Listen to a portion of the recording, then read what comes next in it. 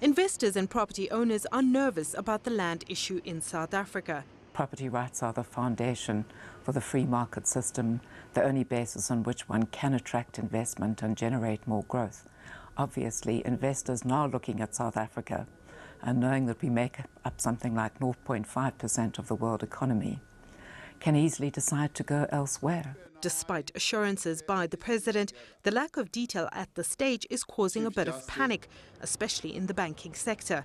Commercial banks have collectively loaned around $13 billion to farmers. They've stated as some of the conditions that the expropriation without compensation would only be done in cases where it would not disturb markets, it would not disturb the economy, it would not slow down food security, it would not slow down productivity. So I don't think in instances where such negative effects on bank were possible, that would be pursued from the ANC perspective. Like other commercial banks and financial institutions in the country, the Land Bank too faces the risk of being unable to recover on its debt. It has a massive loan book of just under $4 billion. The Land Bank of South Africa is state-owned and is also a major mortgage holder.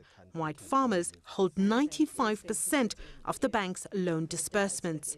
It is a valid concern to say if expropriation were to be undertaken in a random, haphazard, irresponsible way, the potential risk is that the entire mortgage finance system of the country could be undermined. The bank recently received new loans from the European Investment Bank, Germany and the World Bank, a sign of international investor confidence. We placed 2.1 billion during the auction, but we had in excess of 3 billion worth of bids submitted by investors. There is confidence that institutions such as ourselves, and I believe the sector itself, has a future. That is why the panic buttons should be stopped. This review process that is being undertaken, we are confident will yield an outcome that all of us as South Africans can live with.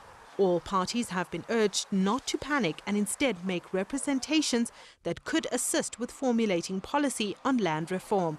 Sumitra Naidu, CGTN, Johannesburg, South Africa.